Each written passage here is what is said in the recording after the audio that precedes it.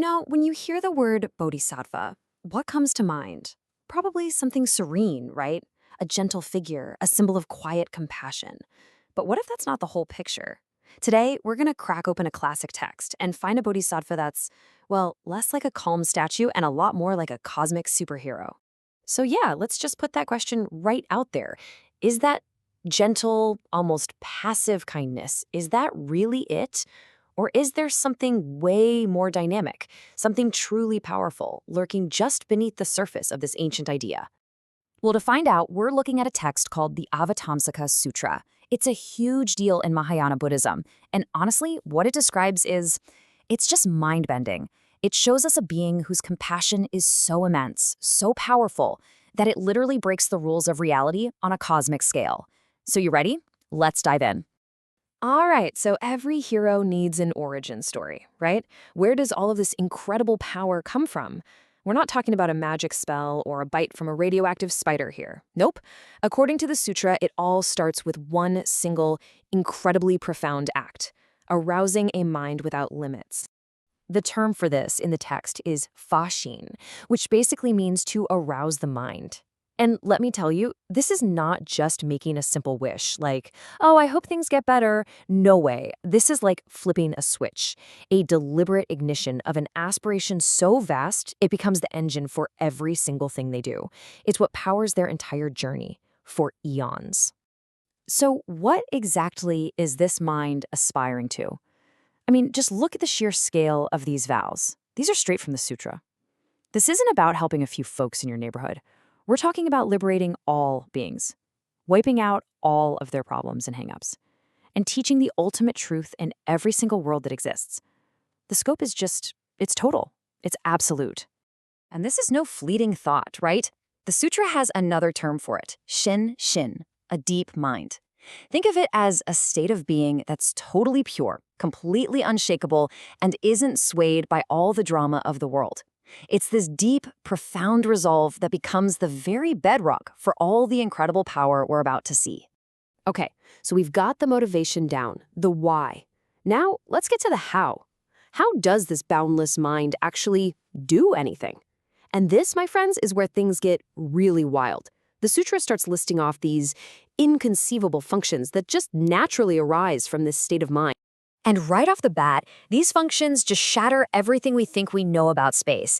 Get this, the text says a bodhisattva can take all worlds, we're talking entire universes here, and fit them inside a single pore on their skin.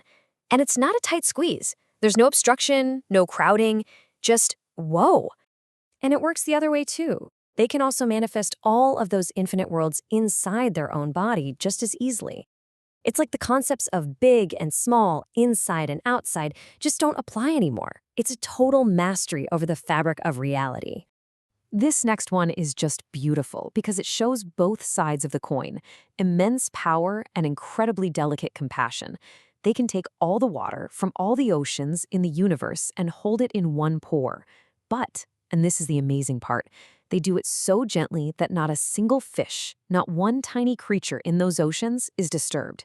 It's cosmic-level power paired with infinite, tender care. And it's not just about manipulating physical stuff. Their power extends to knowledge itself.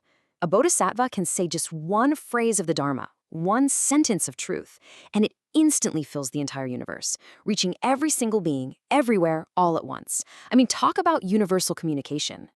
So the sutra actually has a name for all of these abilities. It calls them wu-a-yong, or unimpeded functions. And this is such a key point. These aren't magic tricks they're performing. They're the natural, free-flowing expressions of a mind that sees reality for what it truly is. A mind that's no longer stuck in our usual, limited way of seeing things. So you have to be wondering, how do they do all this? Does it take like an insane amount of concentration and effort? Well, according to the sutra, not at all. The way they do it is explained with this really beautiful, kind of paradoxical idea, the play of freedom. The term here is yoshi, which you can translate as play or playfulness, and that's exactly what it feels like from their perspective. Because they're totally free from ego, from wanting something for themselves, all these incredible world-saving actions are as effortless and spontaneous as a child just playing. There's no strain, no struggle, it's just compassion, flowing freely. And this playfulness lets them exist in this amazing paradoxical state, kind of on two levels at the same time. On one hand, they're abiding in the total peace of nirvana, but on the other, they're showing up right here in the messy world of birth and death to help everyone out. They're in the state of super deep meditation, but they look like they're just walking around doing things. They know that on an ultimate level, there are no separate beings, but they still work tirelessly to save every single one. There's a great term for this in the sutras, Quan Shi Shuang Xing. It basically means walking both paths at once, the path of ultimate absolute reality and the path of our everyday conventional world. They do it at the exact same time. They don't have to pick one, and that is the heart of their skillful, playful way of being. So let's recap. We've got this boundless mind, we've got these unbelievable cosmic powers, and this effortless, playful way of doing things. But it all begs the question, why? What is all this for? What's the ultimate point of this whole cosmic show? Well, the text breaks down a few of the forces that drive a bodhisattva. You've got the power of that initial aspiration, their yuanli. You've got the power that comes from their wisdom, their putili. But the sutra makes it really, really clear that there's one power that underpins everything else. Da Beili, the power of great compassion. And that really brings us right to the heart of it. Every single one of those mind-bending feats we talked about, fitting universes into a pore, being in two places at once, it all serves one single purpose. It's the physical expression of one unbreakable vow: to never, ever give up on a single living being. The sutra puts it so simply and so powerfully.